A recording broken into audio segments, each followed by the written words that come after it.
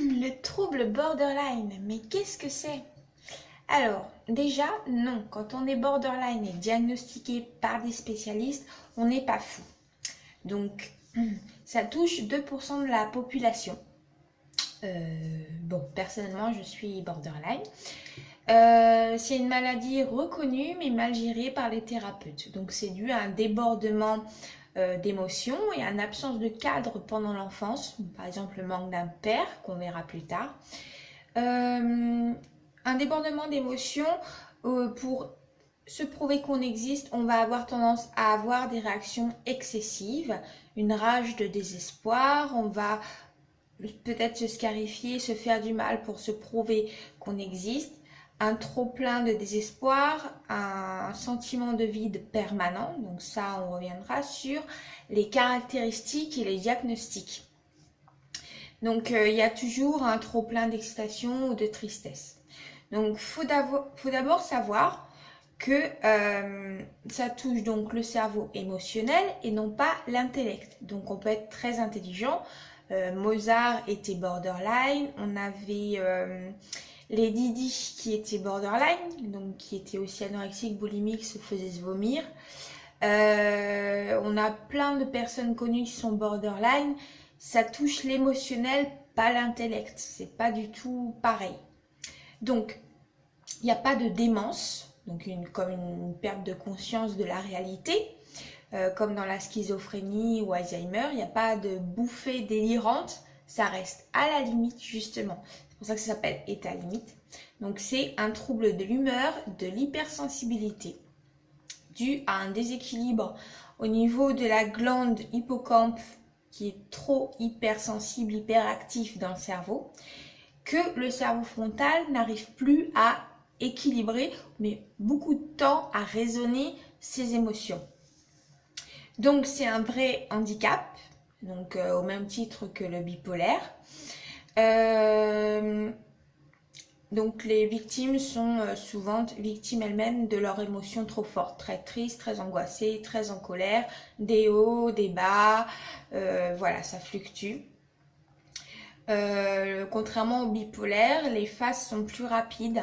Le bipolaire, il va être déprimé pendant très très longtemps, où il va avoir des phases maniaques, comme on dit, donc d'hyperexcitation, d'achat, d'exaspération, beaucoup plus longues. Voilà, donc le borderline, c'est les fluctuations d'humeur plus rapides, on est vraiment hypersensible.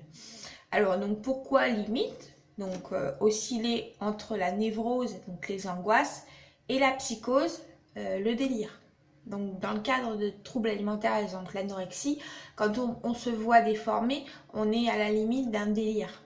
Voilà, mais après, on n'est pas fou, on ne perd pas contact, on a conscience qu'on va un petit peu trop loin, justement. C'est là, voilà. Donc, il y a 9 critères de diagnostic des troubles émotionnels. Il faut en avoir minimum 5 sur 9, donc on verra avec un petit test.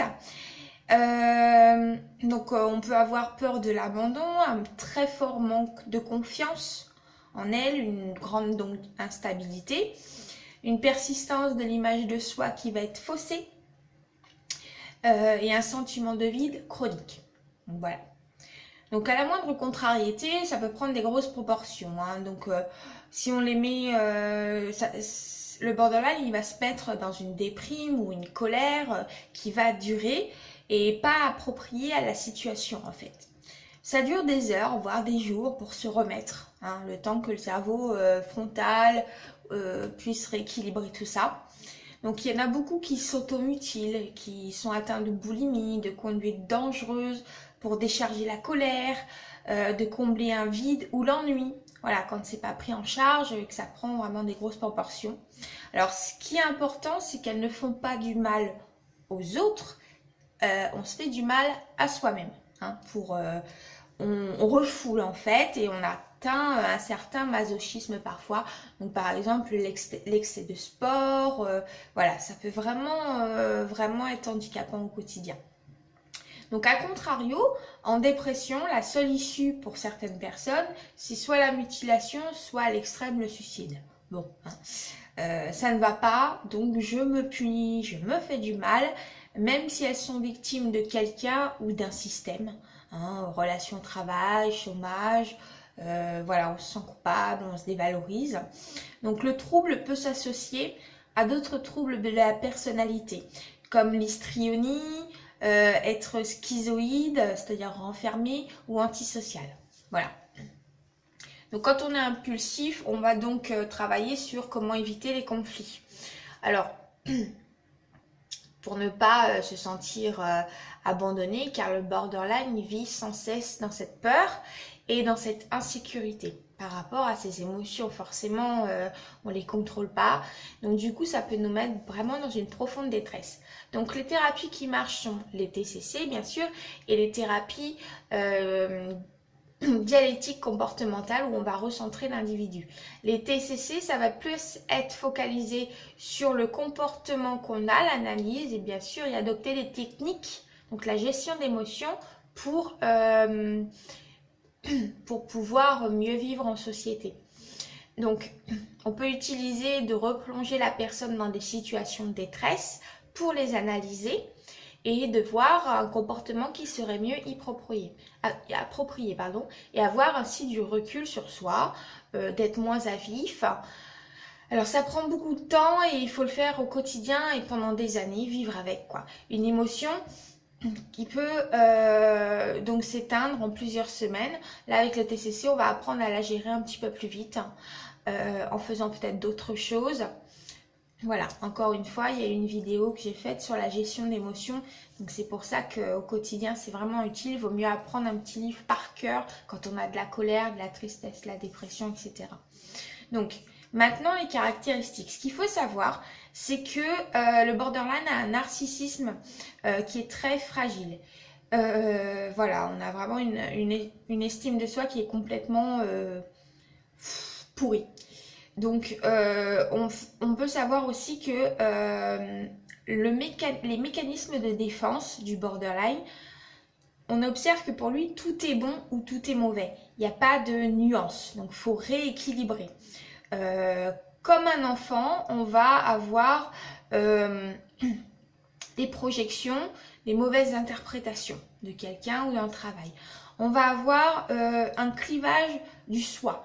C'est-à-dire que on prend tout pour soi et puis on se ronge. On va avoir une idéalisation de certaines personnes et nous on va se sentir forcément inférieur, se raccrocher à ces personnes. Donc il y aura un trouble de la dépendance, le déni des réactions. Même si l'entourage dit qu'on a des émotions un peu trop démesurées, bah non, nous on va pas forcément l'avouer. Sauf quand on se fait soigner, bien sûr. L'identité, comme un enfant, une identité assez primaire. Donc, une identité qui est dite flottante. Donc, c'est-à-dire qu'il y a une absence de limite, comme ça peut être dû à l'absence d'un père dans l'enfance, qui est symbole de l'autorité. Si on cède tout à un enfant, il n'aura pas de limite après. Donc, la sexualité aussi est confuse. Le comportement est parfois un peu maso ou hors norme. On peut se faire souffrir psychologiquement, accepter des choses aussi pas saines. Donc on se fait du mal, encore une fois. L'objet de l'amour devient un objet de dépendance avec parfois une alternance de je te hais et je t'aime. Voilà, c'est un peu toujours voilà, dans le clivage. Les relations avec les autres parfois sont faibles et distantes. On a du mal à rester avec beaucoup de personnes et on est souvent seul. Donc ça c'est vrai, moi pour me protéger, j'ai adopté la solitude. Bon, et on peut par contre lier des liens à long terme avec des personnes de confiance, mais ça se fait vraiment avec beaucoup de temps. Il y a le spectre de la peur de l'abandon, donc on l'a vu, qui est vraiment très présent. La peur d'être abandonné, de perdre la personne qui est notre béquille, donc ça peut être un parent ou un conjoint. Du coup, les relations sont parfois contradictoires. Je sais que tu vas me quitter, donc je m'éloigne. Ouais, ça, c'est vrai pour la peur d'aimer, par exemple, de s'attacher. Du coup, on choisit le célibat. C'est plus facile, on se protège. Ouais. Alors, quand s'inquiéter? Donc, quand il y a une satisfaction à avoir par exemple une addiction. Donc le sexe, le jeu, la boulimie, le sport, l'anorexie, pour l'alcool aussi, pour se sentir mieux. Voilà, je me sens mieux quand j'ai bu. Je me sens mieux, voilà. Là, on sait qu'on étouffe quelque chose, qu'on étouffe ce vide interne. Et comment alors du coup bien vivre avec? Alors, déjà mieux se connaître, ça c'est clair, ses émotions, utiliser ses qualités et ses défauts. Donc, si on est artiste, l'art-thérapie, ça peut être un atout. Donc, apprendre à se protéger, ne pas aller vers ce qui nous fait du mal. Effectivement, si tu as peur d'être amoureux, protège-toi. Hein. Si tu as peur d'une situation professionnelle qui va te dévaloriser, si tu es borderline hypersensible, on va pas se confronter à ça. Enfin, faut être lucide, donc se connaître. Voilà. Donc, et ce que l'entourage alors peut faire, c'est qu'il faut écouter. Il faut écouter l'entourage qui va nous dire, je pense que tu devrais voir quelqu'un, parce que des fois c'est démesuré. Et aussi écouter les personnes qui ne nous ont pas laissé tomber, qui ont vraiment du recul par rapport à nos émotions. Donc les thérapies qui marchent, donc les TCC comme on a vu, donc le but de reconditionner nos colères en faisant quelque chose avec de joyeux. Donc switcher le cerveau. Et la psychanalyse, elle propose de travailler donc sur des organisations psychiques de l'inconscient. Donc les thérapies aussi de régression. Alors, où le thérapeute va être bienveillant. On va retrouver notre vrai soi qui était étouffé par le faux soi. Le faux soi quand on a les addictions pour fuir en fait ces moments de vide et du coup on se perd dans quelque chose qu'on n'est pas. Les thérapies de groupe, oui bien sûr, ça permet de se sentir moins seul. L'art-thérapie, donc comme je disais au début, Mozart c'était un génie. Vous pouvez exprimer vos émotions par le théâtre, par la colère, par tout ça. Ça fait de très très bons artistes, les borderline en général, même par la sculpture, par la musique. Voilà, Kurt Cobain, vous voyez, bon voilà, il avait des addictions. Amy Winehouse, j'arrive pas à dire le nom, était en fait boulimique. Pour pas avoir des crises de boulimie, buvait, donc elle étouffait un problème. C'est pour ça qu'en fait elle maigrissait, pour ne pas manger elle buvait, donc ça c'est la vraie histoire. Donc en conclusion, il suffit de matérialiser tout ça et d'être créatif, de prendre conscience de soi et puis de se dire aussi finalement que c'est pas si grave. Par contre oui, c'est un handicap reconnu au même titre que la bipolarité. Voilà, je pense que c'était bon. Ah, le petit test alors, oui, un petit test pour savoir si vous êtes borderline. Quelques critères, il y en a 5. Après, il y en a d'autres, mais il y en a déjà 5. Alors, donc, êtes-vous borderline? Donc, pour identifier les symptômes qui sont divers. Alors, est-ce que vous êtes sur la défensive, pourtant bien adapté, souvent dans une hyper-moralité?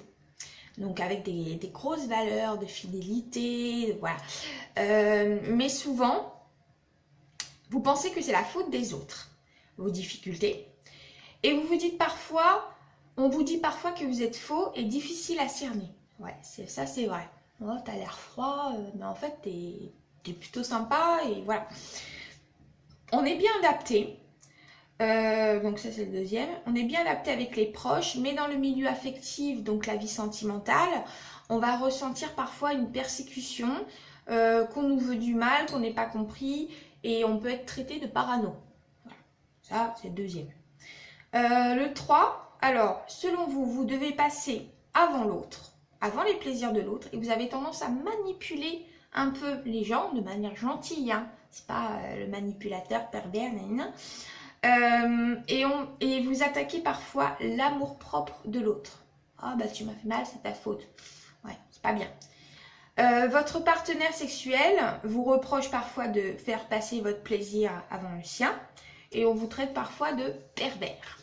Voilà.